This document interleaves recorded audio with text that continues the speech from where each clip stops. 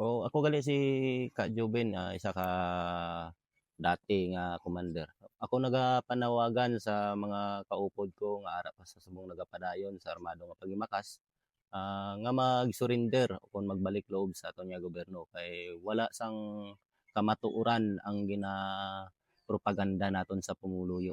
Kag ang matudtuod nga pagbag-o, kag matudtuod nga demokrasya nga ginahambal naton sa pumuluyo ina puro kabutigan. Ginahangkat ko kamo nga mga kaupod ko dati nga mga CPP-NP nga mag-surrender sa level sang aton nga gobyerno.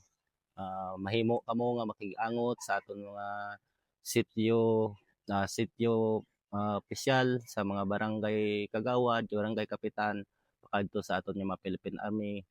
O amo lang ina mga kaupod, madamo nga salamat sa paypalawat nga mabatyan nyo ini nga panawagan. Ang panawagan ko sa kunya kaupod dira nga opisyal si PPNPA nga commander si Jaguar kag si Choi, si Blas Jaguar de Bagyo nga dapat mag-surrender ka na kasama kay ang ginapropaganda naton wala sang kamaturan. Kag ang ginahandom naton nga pagbag-o wala sa armado nga paghimakas ang matudtuod nga pagbag-o maangkon naton paagi sa aton nga pag-surrender kag pagbalik sa loob sa aton nga gobyerno. So amo lang ina, kabay nga makauna-una kamo kag mayong udto sa inyo nga tanan.